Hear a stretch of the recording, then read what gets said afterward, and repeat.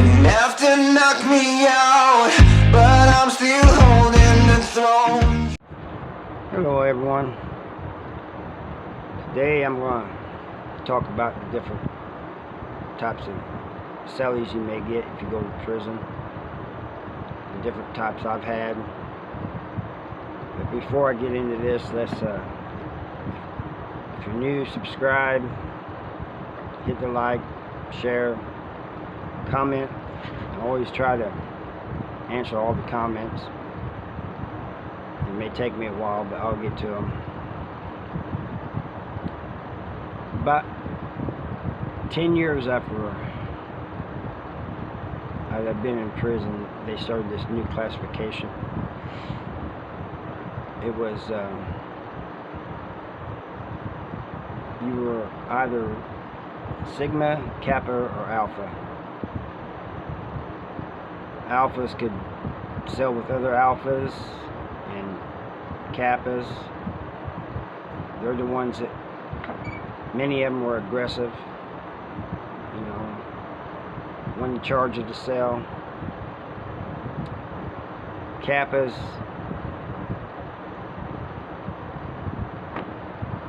they usually stood their own, you know, but they really didn't look for problems. If problems came to them, they handled it. Sigmas didn't do nothing. Maybe tell, you know, or run, let their stuff get taken, whatever. I was a Kappa. I didn't like having Sigmas as Cellies, and usually when I got one, I try to move him out and get somebody else in. I could cell with Kappas pretty good, and most alphas. Some alphas you just couldn't, you know. They well, some of them would try to run the cell, you know. But anyway, that's the different types of classifications. Here are the different types of people you could get. You could get, like I had one who was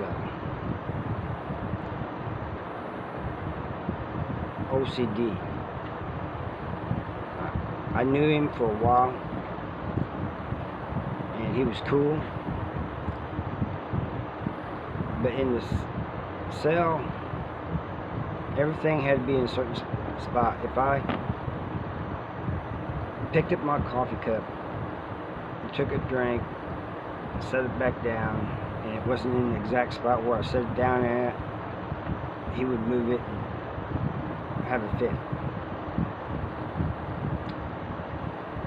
So I finally told him, I said, I can't do this. I said, you know, you're a good dude, but this OCD thing you have is driving me nuts. He understood. He said he's had this problem with a lot of cellies, you know. I had one that when he first moved in, went and worked out, came back and just laid in the bed. It's all sweaty. We had 30 minutes before lockdown. So I told him he was getting in that shower. I said, I don't want you laying around in bed, sweating on your sheets and stuff, stuff's marinating. No. So we were arguing, and others heard it, came over, and they told him the same thing. So he finally showered, but he was mad, you know, like, guys forcing me to shower. I can't sell with somebody that's dirty, nasty. It's just, you know, it's a small area that you're in, so you gotta be clean. You may get a cellie that's a little mentally off. That can be amusing, but really it's sad. Either he came in the system that way, or being in prison made him that way. Something happened, you know. Usually they have special housing for these people, but sometimes not all of them are there. You may get a cellie that's funny. Everything he says is, he's always trying to crack people up. Always telling jokes, everything he says is funny. Sometimes even when he's telling something serious, it can be funny just by the way he's telling it. You know? We have those that are quiet. When they come in the cell, they put their headphones on, watch their TV, do their own thing, whatever. But they won't talk much. You could go a couple hours without him saying one word to you. And you have those other ones, all they do is talk. Won't shut up. I was kind of in between. If I got along with you, I would talk. Sometimes, you know, everybody has their quiet times, you know, where they want to be left alone. But many times, if I got along with you, I would talk to you, with you, about anything, you know. Then you had those who, I call them those of different faiths.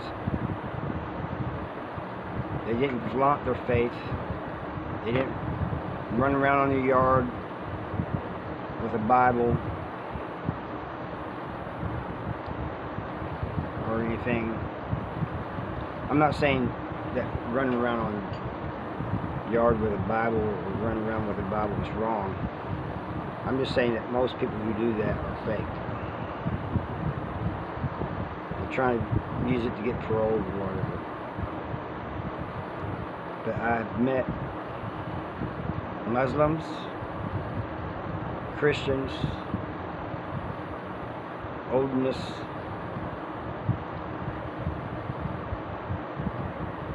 some really weren't for real about what they were doing. Others were.